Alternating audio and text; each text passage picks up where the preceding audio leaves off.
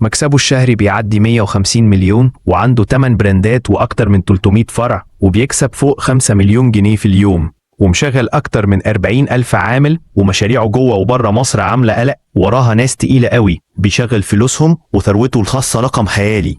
أسرار لا تعرفها عن الدكتور مؤمن عادل، إمبراطور المطاعم في مصر. سكون للعقول الراقية. شغلانته الأساسية دكتور بيطري، بس لقاها مش جايبة همها فقرر يغير المجال، وبدل ما يكشف على الجاموسة خد منها اللبن وفتح بلبن. وهنا كانت طاقة القدر اللي اتفتحت في وش مؤمن، فرع جاب فرع لحد ما سيطر على معظم محافظات مصر، واسم بلبن بقى ماركة مسجلة. وعشان الشطارة وذكاء مؤمن قدر يطور المحلات دي ويخترع أسامي جديدة لأصناف عنده تعمل قلق، زي القشطوزة والطسطوسة في رمضان والكشري وحلوله، ودول بقى حاجات من اختراعه هو، وسعرهم حوالي 100 جنيه. وبلبن عنده حوالي 70 فرع في مصر، يعني لو باع في كل فرع ب30 ألف بس في اليوم هيعمل في الشهر اللهم لا حسد 45 مليون جنيه، وده أقل حاجة طبعا لأنهم زحمة 24 ساعة. ده غير بقى الفروع اللي بره مصر، السعودية مثلا فيها حوالي 14 فرع، والأردن وقطر وليبيا وغيرهم من البلاد العربية طبعا بيكسبوا مكاسب الله أكبر خيالية. وطالما بقى احنا بنتكلم عن الحلو، فالدكتور مؤمن وشركاه صحاب محلات كنافة وبسبوسة، وعدد فروعه 18، وأقل حاجة عنده في المنيو بتعمل 60 جنيه، وبرضه زحمة طول اليوم تقريبا، وبيعمل في الشهر حوالي 25 مليون جنيه.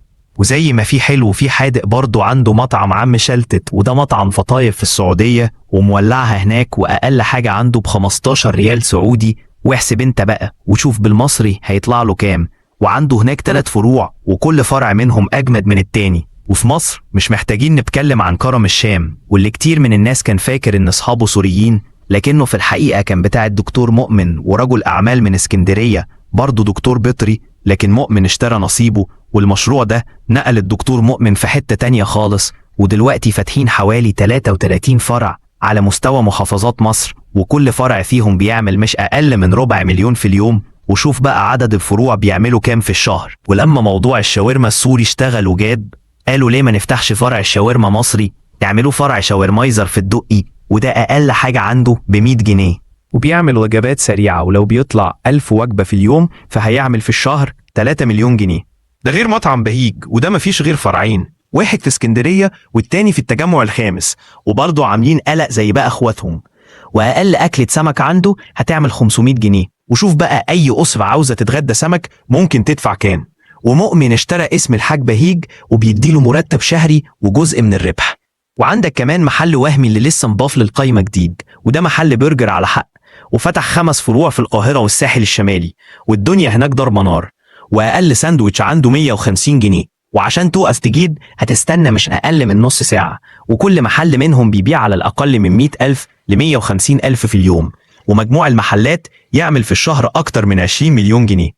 وعشان ما ننساش برضو وجبة الفطار، فالرجالة ما سكتتش، عملت لك مطعم تفويلة وليه 10 فروع في كذا محافظة في مصر، وبيعمل سندوتشات جبنة رومي ولانشون ومربى، وعنده حلو زي السكالانس والحلاوة بالقشطة، وأقل ساندوتش عنده ب10 جنيه. يعني لو نزلت انت و4 أصحابك تفطروا وكل واحد أخد 3 سندوتشات هتعمل من 250 ل 300 جنيه، وعلى ده بقى في كل الفروع الموجودة. والدكتور مؤمن ليه شركاء من الباطن، ودول ناس كبيرة قوي، واللي يقرب منهم ممكن يروح ورا الشمس، وهو اللي بيدير محفظة الفلوس بتاعتهم. باختصار، صاحب الإمبراطورية دي ذكي جدا وطموحه ملوش حدود، ومش بعيد يبقى رقم 1 في الدول العربية والشرق الأوسط قريب. انتوا بقى قولولنا بتاكلوا في أنهي مطعم من ده؟